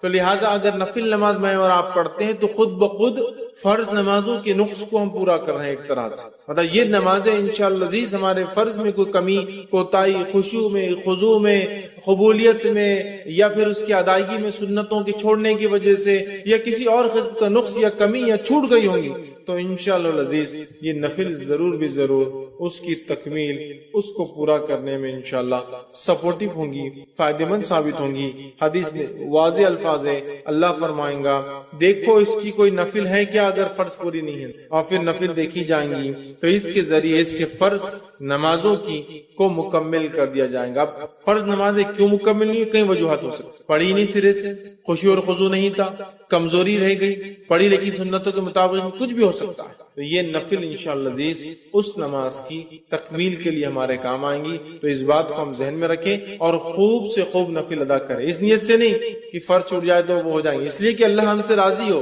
اور ساتھ میں ایک اور بینیفٹ، فائدہ، کہ اگر ہم سے کوئی فرض چھوٹ گیا ہوں گا تو اللہ تعالیٰ اس کے ذریعے اس فرض کی بھرپائی کر دیں گے. ادر کتنی اہم بات ہے ادر کی. تو لہٰذا نفل نماز کی پہلی فضیلت یہ ہے کہ فرض نمازوں میں اگر کوئی کوتاہی، کمزوری رہ جائیں گی انشاءاللہ ہماری، تو یہ نفل نمازوں کے ذریعے اس کو ہم پورا کر سکتے ہیں. یاد رکھیں، ٹھیک ہے. آئیے نفل نماز کی دوسری فضیلت جو ہے، نماز نفل کے ذریعے درجات بلند ہوتے ہیں اور گناہ مٹا دیے جاتے ہیں. نماز نفل کے ذریعے درجات بلند ہوتے ہیں اور گناہ مٹا دیے جاتے ہیں.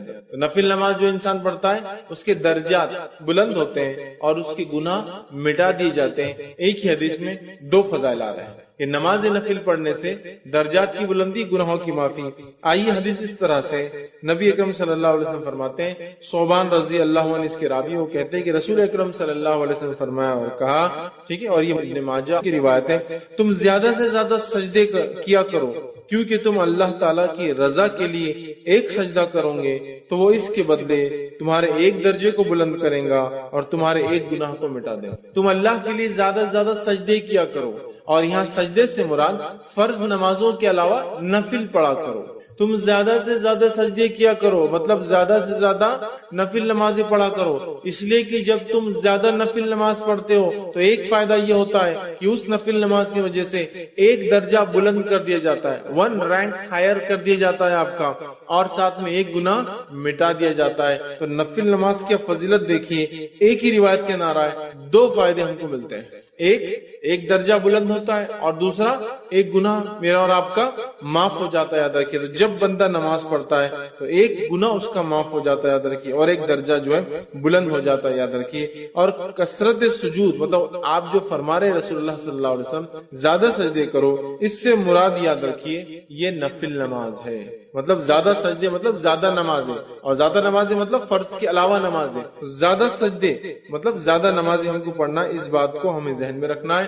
خود نبی اکرم صلی اللہ علیہ وسلم کس کثرت سے نماز پڑھا کرتے تھے ہم سب جانتے ہیں. کس کثرت سے آپ نماز پڑھتے تھے ہم سب جانتے ہیں. اتنی آپ فرض کے علاوہ نفل نماز پڑھتے کہ آپ کے جو ہے پیر سوج جاتے، ورم آ جاتا جس کام زبان میں. اتنی کثرت سے آپ نماز ادا کرتے کہ آپ کے پیر پھٹ جاتے، مطلب کھڑے رہنے کی وجہ سے. آپ اتنی کثرت سے نفل نماز پڑھتے کہ رات بھر آپ کبھی جاگتے. آپ اتنی کثرت سے نفل نماز پڑھتے، اتنی لمبی پڑھتے کہ کچھ روایتوں میں آتا سورۃ البقرہ، سورہ آل عمران اور سورہ نساء 3 सूरतें एक नमाज में पढ़ लेते, समझ रहे। आखिर उम्र में नबी अकरम सल्लल्लाहु अलैहि वसल्लम के ताल्लुक से आयशा फरमाती आप इस कसरत से नमाज के आदी थे कि आखिर उम्र में भी आप नमाज पढ़ते, चूंकि खड़े होने की ताकत नहीं थी तो आप बैठ कर नमाज पढ़ा कर, मतलब नबी अकरम सल्लल्लाहु अलैहि वसल्लम खड़े रहकर ही नमाज पढ़ते, लेकिन जब आखिरी वक्त था, आप बूढ़े हो गए, तो रात में जब आप नफिल पढ़ते थे तो बैठकर पढ़ा करते थे, इसलिए खड़े रहने की आप में ताकत नहीं थी। इस चीज को भी समझना चाहिए कि अल्लाह के रसूल सल्लल्लाहु अलैहि वसल्लम किस कसरत से नफिल पढ़ते थे। बहरहाल यहाँ फरमा रहे नफिल नमाज पढ़ने का पहला फायदा ये कि हमारा एक दर्जा बुलंद हो जाता, और दूसरा फायदा ये कि एक गुनाह हमारा मिटा दिया था, मतलब डबल बेनिफिट, एक तो दर्जा बुलंद हो रहा और एक जो दर्जा नीचे ले जाने की चीजें गुनाह वो भी माफ हो रहा है ना। तो एक तरह देखा तो डबल दर्जे बुलंद हो रहे हैं, एक तो ऑलरेडी दर्जा बुलंद, फिर गुनाह माफ होने से भी जाहिर सी बात है आदमी का दर्जा बुलंद होता है। तो 2 फायदे हो जा रहे देखिए एक अमल करने से। तो हमें चाहिए हम कसरत से नफिल नमाजों में इजाफा करें, जब हो सकता है पढ़े। बहुत सारी नफिल तो बिल्कुल तय है, पता है, नबी अकरम सल्लल्लाहु अलैहि वसल्लम पाबंदी से उसको किया है, जैसा कि तहज्जुद की नमाज का पढ़ना है ना। इसके अलावा रात में नमाजें आप पढ़ा करते, बल्कि रावी कहते हैं जब रात में देखो नबी अकरम सल्लल्लाहु अलैहि वसल्लम को नमाज पढ़ते हुए देखा गया, इशा के बाद, रात के बीच में और फजर से पहले, मतलब सारी रात नबी अकरम सल्लल्लाहु अलैहि वसल्लम नमाज अलग अलग वक्तों में आप पढ़ते रहे। कुछ मुहद्दिसीन लिखते हैं इसका माना ही कि अल्लाह के रसूल सल्लल्लाहु अलैहि वसल्लम तहज्जुद एक वक्त में नहीं पढ़ते थे, मुख्तलिफ औकात में रात के पढ़ते थे, समझ रहा। हर वक्त देखा गया आपको नमाज पढ़ते। हम भी कोशिश करें नमाज पढ़े, इससे हमारे इंशाअल्लाह दर्जे बुलंद होंगे और गुनाह हमारे माफ होंगे। तीसरी चीज नफिल नमाज की जो फजीलत और फायदा वो ये है कि कसरत नफिल नबी अकरम सल्लल्लाहु अलैहि वसल्लम के साथ जन्नत में दाखिल होने की वजह बनेगा। सुभान अल्लाह। कसरत नफिल नमाज को ज्यादा पढ़ना नबी अकरम सल्लल्लाहु अलैहि वसल्लम के साथ जन्नत में दाखिल होने का सबब या वजह बनेगा।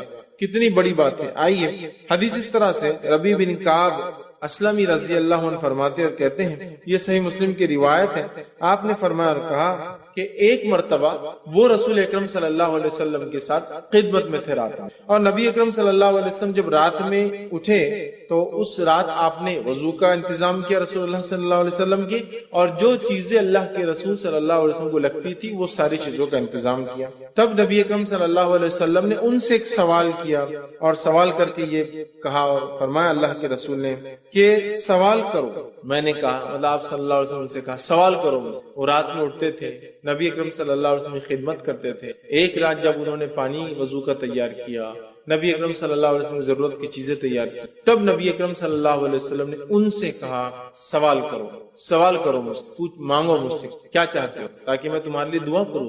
तो इन्होंने कहा और कहा कि मैं आप सल्लल्लाहु अलैहि वसल्लम से इस बात का सवाल करता हूँ, मैं जन्नत में आपके साथ दाखिल। तो मेरा सवाल आपसे ये जो आप मुझे सवाल करो, मेरा सवाल ये है कि मैं चाहता हूँ कि आप अल्लाह से दुआ करें कि मैं जन्नत में आपके साथ दाखिल। आप सल्लल्लाहु अलैहि वसल्लम ने फरमाया कोई और सवाल? तो उन्होंने कहा बस यही मेरा एक सवाल है, यही आप दुआ कर दीजिए अल्लाह से। आप सल्लल्लाहु अलैहि वसल्लम ने फरमाया तुम कसरत से सुजूद के जरिए अपनी नफ्स पर मेरी मदद करो, मतलब अगर तुम चाहते हो कि तुम्हारी ये दुआ कबूल हो तो तुम कसरत से सुजूद, कसरत से नफिल नमाज पढ़ो, तो इंशाअल्लाह अजीज मैं तुम्हारे लिए फिर ये दुआ करूंगा, या ये नमाज तुम्हारे लिए इंशाअल्लाह वसीला बन जाएंगी मेरी दुआ के साथ कि तुम जन्नत में मेरे साथ जाओ। तो नबी अकरम सल्लल्लाहु अलैहि वसल्लम के साथ जन्नत में जाने का वसीला और तरीका वो ये है कि हम कसरत से सजदे करें, और कसरत सुजूद से यहाँ मुराद नफिल नमाज में इजाफा है। समझ रहा? कसरत सुजूद से मुराद नहीं कि आप अलग से सजदे करें नमाज के, नमाज से अलग भी सजदे होते हैं, सजदा तिलावत होता है, सजदा शुक्र होता है, लेकिन इसके अलावा कोई सजदा नहीं नमाज से हटता। ठीक है, तो यहाँ कसरत सुजूद से माना नफिल नमाज पढ़ो, और नमाजों में जाहिर सी बात है सजदे आते हैं, हर रकात में 2-2 सजदे आते हैं। ठीक है, तो कसरत सुजूद से मेरी मदद करो। तुम चाहते हो, जो तुमने कहा कि तुम मेरे साथ जन्नत में जाओ, तो फिर तुम मेरी मदद ऐसे करो कि मैं तो दुआ करूंगा तुम्हारे लिए, लेकिन तुम्हें जो अमाल करना पड़ेगा वो अमल ये कि कसरत सुजूद। तो यहाँ देख रहे हैं आप कि कसरत सुजूद मतलब नफिल नमाज के इजाफे को नबी अकरम सल्लल्लाहु अलैहि वसल्लम ने जन्नत में साथ जाने की वजह बताई। नबी अकरम सल्लल्लाहु अलैहि वसल्लम के साथ जन्नत में जाने की वजह एक ये है کہ کثرت سجود، سجدے کثرت سے کرنا، تاکہ انسان کا درجہ بلند ہوتا ہے، وہ اپنے رب سے جو ہے قریب سے قریب تر ہو جاتا ہے. ٹھیک. آئیے نفل نماز کا ایک اور فائدہ دیکھتے ہیں، وہ یہ ہے نماز نفل جو ہے سب سے افضل عمل ہے. اعمال میں اگر دیکھیں نماز نفل سب سے افضل ہے، اور یہ بات ہم سب جانتے ہیں. نفل اعمال میں سب سے افضل عمل تہجد کا پڑھنا ہے، اور وہ بھی ایک نفل ہے. رات کی نماز فرض نماز سے ہٹ کر جو بھی ہے سب نفل میں داخل. سمجھ رہے بات کو؟ اور ہم جانتے ہیں کہ نفل میں سب سے افضل نفل کیا ہے؟ تہجد کی نماز ہے نا. تو نمازوں میں یا جس کو نوافل کے اندر سب سے افضل عمل کیا ہے؟ وہ نماز کا پڑھنا ہے. کیونکہ نفل میں سب سے افضل نفل خود ایک نماز، یہ تہجد کی نماز. ٹھیک ہے. آئیے حدیث طرح سے ثوبان رضی اللہ عنہ فرماتے اور کہتے ہیں، ابن ماجہ کی اور سلسلۃ الاحادیث صحیحہ کی ایک روایت ہے. ثوبان رضی اللہ عنہ فرماتے اور کہتے ہیں، نبی اکرم صلی اللہ علیہ وسلم نے ارشاد فرمایا اور کہا، تم استقامت اختیار کرو اور تم ہرگز اس کی طاقت نہیں رکھو گے، اور اس بات پر یقین کر لو کہ تمہارا بہترین عمل نماز پڑھنا ہے، اور ایک سچا مومن ہمیشہ وضو کی حالت میں رہتا ہے. تمہارا سب سے بہترین عمل کیا ہے؟ نماز پڑھنا ہے. اور آپ صلی اللہ علیہ وسلم دیکھیے کیا کہا، وَاعْلَمُوا أَنَّ خَيْرَ أَعْمَالِكُمْ، اس بات کو جان لو کہ تمہارے اعمال میں سب سے خیر عمل جو ہے وہ کیا ہے؟ اعمالکم الصلاۃ، وہ نماز. تو تمہارے عمل میں سب سے افضل عمل، سب سے خیر عمل کون سا ہے؟ وہ نماز ہے. اسی لیے میں نے کہا نوافل میں سب سے افضل نفل نماز ہے، چونکہ ہم خود جانتے ہیں تہجد سب سے افضل نفل ہے، وہ بھی ایک نماز ہے. تو ہمیں اس میں بہت بڑھ چڑھ کر حصہ لینا ہوگا. اس لیے کہ آپ صلی اللہ علیہ وسلم کیا فرما رہے ہیں کہ اور تم اس بات کو یقین کر لو کہ تمہارا بہترین عمل نماز کا پڑھنا ہے. اور پھر فرمایا ایک سچا مومن ہمیشہ وضو کی حالت میں. دو باتیں پتہ چلی، ایک تو نفل نماز کی اہمیت کہ نفل نماز کا فائدہ یہ پتا چل رہا ہے کہ نفل نماز سب سے خیر ہے جو عمل ہم کرتے ہیں. نفل نماز سب سے خیر عمل ہے جو ہم کرتے ہیں. اور دوسرا پتا چلا ایک سچا مومن ہمیشہ وضو کی حالت میں رہتا ہے. ہمیں چاہیے کوشش کریں ہم وضو سے رہیں. اور یاد رکھیے وضو ایک مستقل عبادت ہے. وضو ایک مستقل عبادت ہے. اس کا کیا معنی ہے؟ اس کا معنی یہ ہوا کہ وضو ہر حال میں کیا جا سکتا ہے. یہ الگ بات ہے کہ کچھ وضو سے نماز نہیں پڑھی جائیں گی کیونکہ آپ اس حالت میں ہوتے کہ نماز پڑھی جائے، کیونکہ آپ کو غسل نہیں ہے، لیکن اس حالت میں وضو کیا جائے گا کیونکہ وضو ایک مستقل عبادت ہے. اس کی دلیل نبی اکرم صلی اللہ علیہ وسلم کے تعلق سے آتا ہے کہ نبی اکرم صلی اللہ علیہ وسلم جب جنوبی حالت میں ہوتے آپ پر غسل واجب ہوتا، اور اس کے بعد آپ نہاتے نہیں، لیکن صبح اٹھ کے نہانے والے ہوتے تو آپ وضو کر کے سوتے. اگر وضو خالی نماز کے لیے خاص ہوتا، الگ سے عبادت نہیں ہوتی، تو آپ صلی اللہ علیہ وسلم وضو کرنے کی کیا ضرورت ہے سونے سے. اسی طرح آپ صلی اللہ علیہ وسلم دیکھا گیا کہ آپ جنوبی حالت میں ہوتے اور کچھ کھانا پینا چاہتے تو آپ وضو کرتے اور پھر کچھ کھاتے اور پھر. اسی طرح آپ جنوبی حالت میں ہوتے اور صبح فجر میں اٹھ کے غسل لینا چاہتے تو آپ وضو کر کر سوتے. تو جب ایک انسان کو غسل ہی نہیں ہے پھر بھی وضو کیا جا رہا ہے، اس کا مطلب وضو ایک مستقل عبادت ہے. ٹھیک ہے. تو کہا سچا مومن ہمیشہ وضو سے رہتا ہے. تو یہ ایک مومن کے سچا ہونے کی علامت ہے کہ بغیر وضو کے وہ نہیں رہتا ہے. اور باوضو رہنے کے کیا فائدے میں سمجھتا ہوں آپ سب جانتے ہیں. انشاءاللہ پھر کئی موقع ملا تو وضو کے کیا فائدے ہم دیکھیں گے، لیکن یہ بڑی اہم چیز ہے یاد رکھیے. وضو سچا مومن وضو سے رہتا ہے، اور تمہارے اعمال میں خیر عمل نماز ہے. ظاہر سی بات ہے یہ نفل کی بات ہے، فرض تو فرضی ہے، اس کو بولنے کی ضرورت ہے. اور خیر جب یہاں کہا جا رہا تو فرض کے بعد ہے، تو آپ سمجھیں گے فرض سے بھی آگے جا رہی ہے نفل. نہیں، بہت سے لوگ ایسا غلط بھی کرتے ہیں. بہت ساری باتوں کو جو حدیث میں نفل کے تعلق سے آتا ہے سمجھتے ہیں نفل اتنا آگے کہ فرض ان کو پھیکا نظر آتا ہے. ایسا نہیں. یہ تمام چیزیں جو نوافل کی بات تذکرہ ہو رہا ہے یہ سب فرض کے بعد ہے. جیسا صدقات کے بڑے ثواب ہے لیکن یہ زکات کے بعد ہے. زکات فرض، ٹھیک ہے. عمرے کے بڑے فائدے لیکن حج کے بعد ہے. سمجھ رہے آپ؟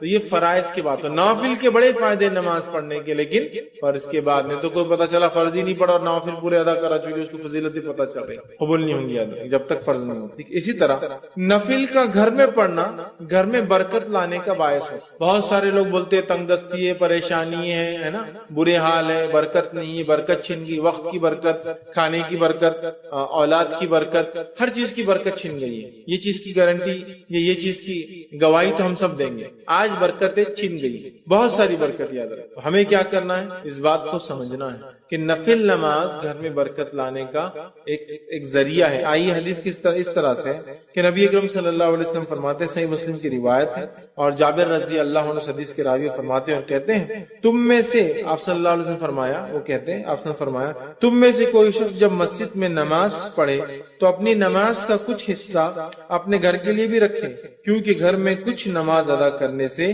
اللہ تعالیٰ گھر میں خیر و بھلائی کو لاتا ہے, خیر کو لاتا ہے, برکت کو لاتا ہے. آپ سن کیا فرما رہے, تم میں سے ہر شخص پوری نماز یہاں نہ پڑھ لے, کچھ نماز کو باقی رکھے, اور کہاں جا کے پڑھے, گھر جا کے پڑھے. یہ کس کو کہا جا رہا ہے, مردوں کو. عورتیں تو گھر میں نماز عورتیں گھر میں ہی پڑھتی عموماً, لیکن مردوں سے کہا جا رہا ہے تم میں سے کوئی شخص پوری نماز یہاں نہ پڑھے. اور اگر کوئی عورت ہمیشہ مسجد جا کے نماز پڑھتی ہے تو اس کے لیے بھی بات ہو جائیں گی. بہت سارے علاقوں ملکوں میں مسجد میں بالکل نظم ہوتا ہے, اس کے لیے بات ہوگی کہ پوری نماز سے مراد فرض نماز کے علاوہ جو نمازیں پڑھتے ہو ان نمازوں کو پورا مسجد میں نہ پڑھا کرو, کچھ باقی رہنے دیا کرو. اور کہاں پڑھو, جا کر گھر جا کر پڑھا کرو. اور فرمایا اس لیے کہ گھر میں یہ خیر اور بھلائی لانے کا سبب بنتی ہے یہ نماز, تو گھر میں خیر اور بھلائی آتی ہے. اب ان لوگوں کے گھر کا کیا حال ہوگا جو فرض پڑھتے ہیں, تو نفل تو بات کی بات ہوئی نا. بہت سارے لوگ بتاتے ہیں خیر اور برکت سے وہ محروم ہو چکے ہیں, اس لیے ہم خیر و برکت سے محروم ہو چکے ہیں کہ نماز جیسے افضل عمل کو ہم بالکل دھڑلے سے جو ہے چھوڑ رہے ہیں. نفل تو وہ پڑھیں گا نا جو فرض پڑھتا ہے. تو آج فرض کا کیا حال ہے, کتنے فرض مسلمان نماز پڑھ رہے ہیں مجھے بتانے کی بہرحال ضرورت نہیں ہے. زیادہ سے زیادہ جو نماز سب سے زیادہ دن میں پڑھی جاتی ہے, جو مردوں کا حال ہے, عورتوں کا نہیں جانتا ہوں میں, مردوں کا حال ہے وہی مغرب کی نماز پڑھی جاتی ہے. کیونکہ مسجد بھری ہوتی ہے, اس سے اندازہ ہو جاتا ہے کہ مغرب سب سے زیادہ پڑھی جاتی ہے.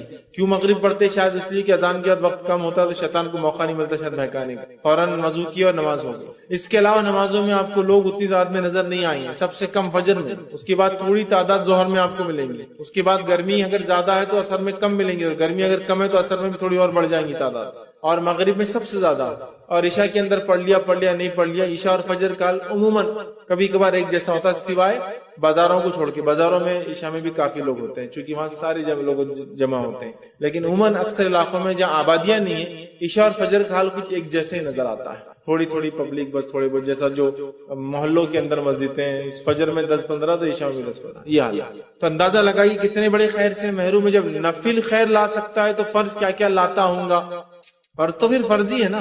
جب اگر نماز جو نفل ہے وہ اتنا کچھ لا سکتی ہے تو جو فرض ہے وہ کیا کچھ نہیں لا سکتی. اس بات کو یاد رکھو. میرا ایک پورا اس پر عنوان تھا نماز کی اہمیت, اور اس میں نے نماز کو پڑھنے کے فائدے اور چھوڑنے کے سارے نقصانات گنوائے. بہرحال نماز بہت بہت بہت بہت افضل چیز یاد رکھیے, اسے نہیں چھوڑنا چاہیے. اور یہاں اللہ کے رسول صلی اللہ علیہ وسلم فرما رہے کچھ حصہ گھر میں پڑھ لیا کرو, اس لیے کہ صحابہ اکثر پوری نمازیں پھر مسجد نبوی میں پڑھ لے رہے تھے. جب اللہ کے رسول نے یہ بات بیان کی تو صحابہ نے پھر اپنے گھروں میں بھی نماز کو پڑھنا شروع کیا, اور نفل مراد سے یاد رکھی, فرض نہیں یاد رکھی. اسی طرح ایک اور روایت میں آتا ہے, یہ روایت جو ہے صحیح مسلم کی ہے, اور اس میں جو ہے زید بن ثابت رضی اللہ عنہ فرماتے اور کہتے ہیں کہ نبی اکرم صلی اللہ علیہ وسلم نے ارشاد فرما کہا, اے لوگو تم اپنے گھروں میں بھی نماز پڑھا کرو, مطلب نفل نماز, کیونکہ آدمی کی سب سے افضل نماز وہ ہے جسے وہ اپنے گھر میں ادا کرتا ہے سوائے فرض نماز.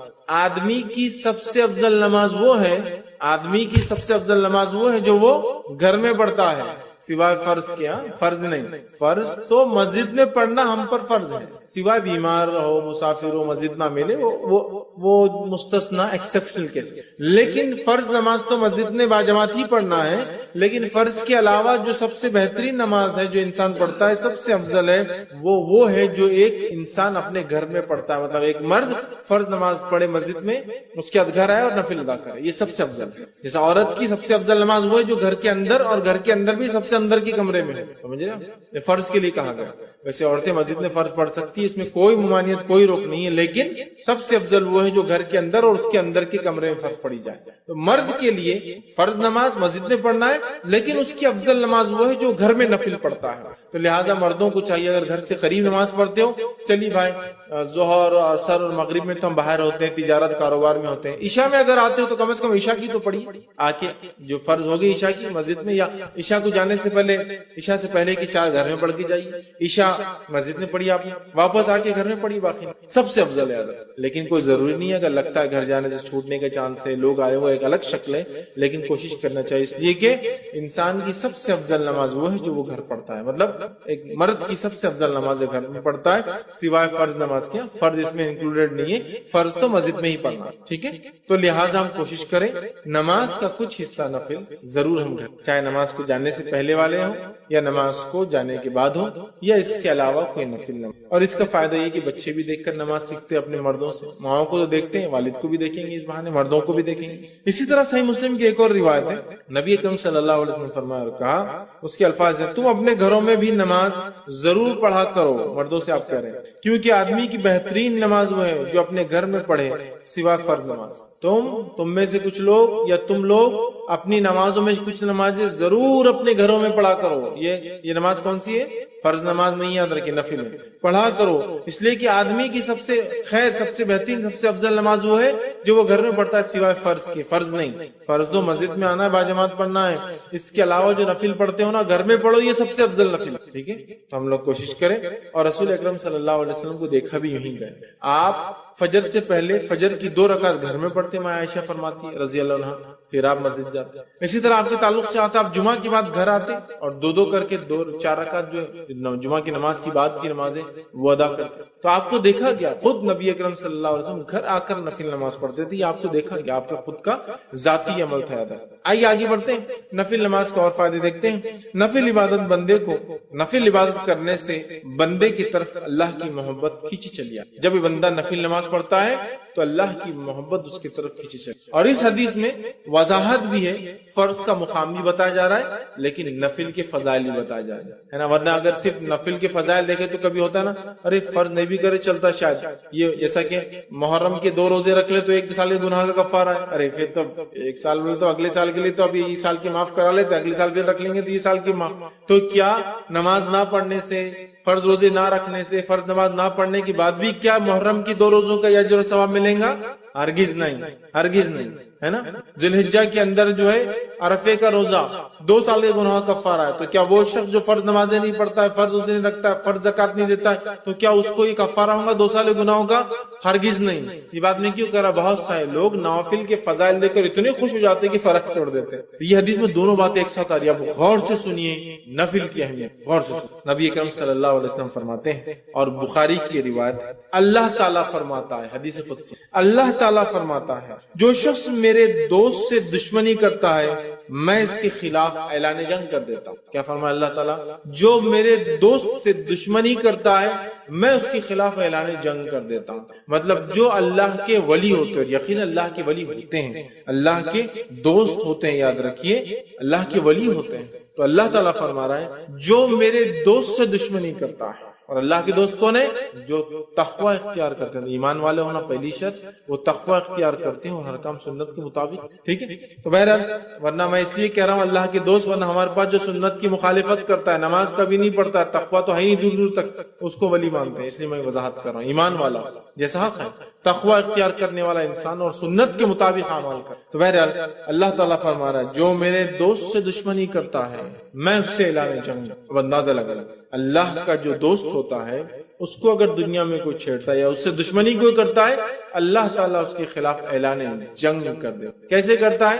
وہ جس نے دیکھا نتیجے اس کو سمجھ میں آتے ہیں، انبیاءوں کے ساتھ جس نے برا سلوک کیا ان کے نتیجے دیکھ لیجئے، صحابہ کے ساتھ جس نے برا سلوک کیا کیسی کیسی موتیں مرے ان کی زندگی دیکھ لیجئے، سلف صالحین پہ جس نے ظلم کیا ان کی زندگیوں کا مطالعہ کرے، خاص طور سے ان کی موتیں دیکھے، اور اس کے بعد معصوم مسلمانوں پہ جس نے بھی ظلم کیا ان کی زندگی کی حالت دیکھے، آپ کہیں گے واقعی میں اللہ تعالیٰ کیسا بدلہ لیتا ہے۔ چونکہ اللہ تعالیٰ جب دشمنی لیتا ہے اس کے خلاف تو وہ دشمنی واقع میں نبھاتا بھی ہے، سمجھ رہا بات، ہر طرف سے اس کو جو ہے چت کر دیتا ہے اس دنیا کی زندگی۔ بہرحال اللہ تعالیٰ فرما رہا ہے جو شخص میرے دوست سے دشمنی کرتا ہے اس کے خلاف میں اعلان جنگ کرتا ہوں۔ تو ایک بات ہمیشہ ذہن میں رکھنی چاہیے، اللہ کے نیک بندوں کے خلاف کوئی چال نہیں چلنا چاہیے، اس لیے کہ جب ہم اللہ کے نیک بندوں کے خلاف چال چلتے ہیں در حقیقت اللہ ہمارے خلاف اعلان جنگ کر دیتا ہے۔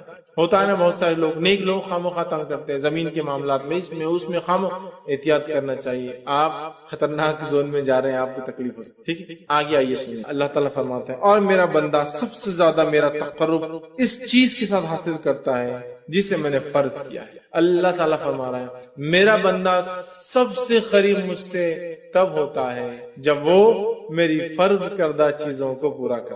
اللہ تعالیٰ فرما رہا ہے میرا بندہ میرے سب سے قریب کب آتا ہے؟ جب وہ چیز کرتا ہے جو میں نے اس پر فرض کی ہے. تو آپ اللہ تعالیٰ فرما میرا تقرب میرا بندہ سب سے زیادہ حاصل کرتا ہے اس چیز کے ذریعے جو میں نے اس پر فرض کیا ہے، یعنی فرائض کے ساتھ میرا تقرب حاصل کرنا ہی مجھ سے سب سے زیادہ مطلب فرائض کے ذریعے میرا تقرب حاصل کرنا یہ مجھے سب سے زیادہ پسند اللہ اعلان کا. آگے آئیے پھر اللہ تعالیٰ فرما رہا ہے حدیث قدسی اور میرا بندہ نوافل کے ذریعے میرا تقرب حاصل کرتا، فرض سے سب سے زیادہ، لیکن نوافل سے بھی کرتا ہے. فرض کے بعد مطلب فرض جو ادا کرتا ہے اس کی نفل قبول ہوتی ہے، بات بھی یاد رکھیں. پھر اللہ فرماتا ہے پھر جب اور میرا بندہ نوافل کے ذریعے میرا تقرب حاصل کرتا رہتا ہے یہاں تک کہ میں اس سے محبت کر لیتا ہوں. میرا بندہ پہلے تو فرض کرتا ہے، میرا تقرب حاصل کر لیتا ہے، چونکہ فرض سے ہی میں سب سے زیادہ قریب ہوتا ہوں بندوں کی،